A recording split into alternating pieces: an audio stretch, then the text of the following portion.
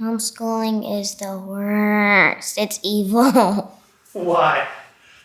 Because we don't get to see our teachers often. You miss your teachers? Yes. I think you never really realize how important milestones are until you don't get to experience them. One of the things that's really special that we do, or I do with my students, is at their closing ceremonies, they do their final performance. Final song as first graders or second graders. And so they decided the alternative would be like, we'll do pictures to the song that they would sing.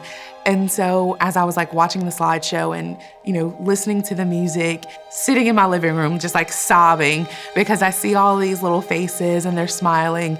And it's crazy because you see the shift in the pictures of like, we're in the classroom, we're on the playground, we're in the dining hall, or we're in the gym. And then all of a sudden the pictures shift to like, they're in their kitchen, they're in their living room, they're in their backyard, they're outside. And you kind of see where the shift happens and where we were no longer together. They made a big announcement that school would not be opening back up for the remainder of the school year.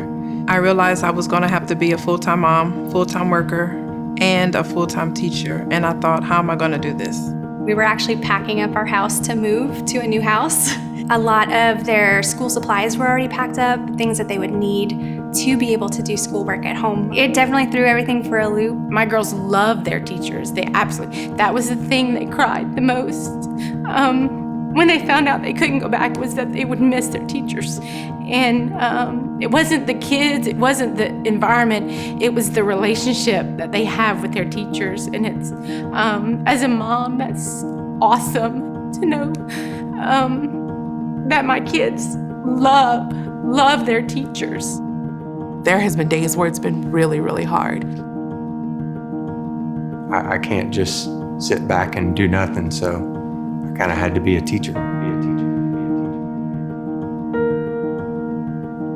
As a mom, I always wanted to be a teacher of my own boys. I always wanted to homeschool them in some form of fashion, but I never thought it would happen. This took me by surprise.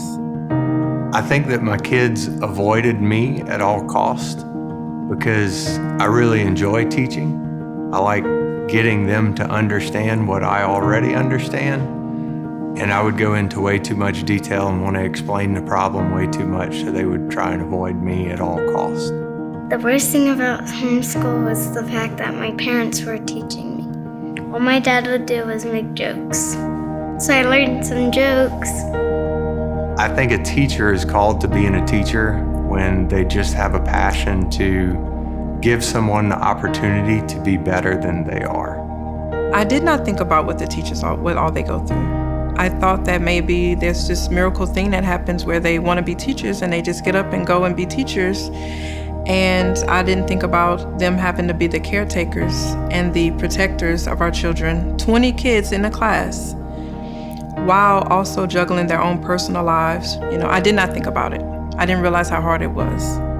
My son was reading a novel, and during each chapter they had to go and find specific things. And I'm a writer, so I feel like I should know some of these things. And there were times where I'm like, okay, let's go to Google. What does this mean? What are we looking for? And I'm like, I don't know how to answer this question. But your teacher's Zoom call starts in half an hour. And here I would write out his questions for him. Like, ask your teacher this, ask your teacher this, because I didn't know what the answer was.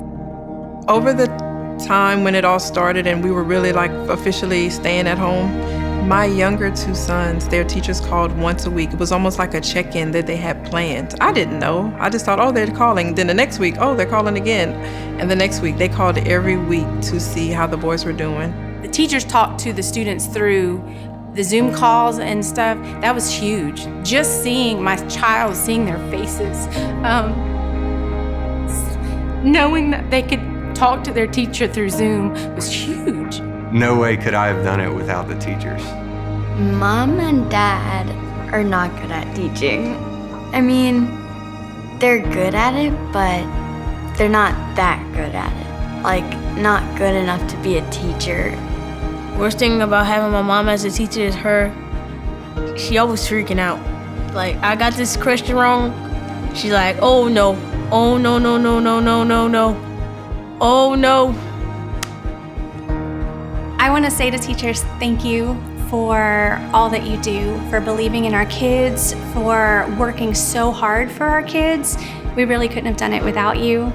And I also want to say that I'm praying for you because I know that this next year is not going to be easy. No school year is, but this one is especially coming with some challenges that have never been done before. So we're really grateful for all of your hard work and for all of your help and for loving our kids. I think teachers are amazing. I mean, I graduated in teaching and I couldn't cut it. I couldn't do it. I was overwhelmed by it. I really give props and accolades to all the teachers out there because they have a big hat to wear on top of their own personal lives. They're teaching their kids and teaching my kids. Like, I think they're the true rock stars of all of this. I have a whole new respect for them. And I appreciate them more now.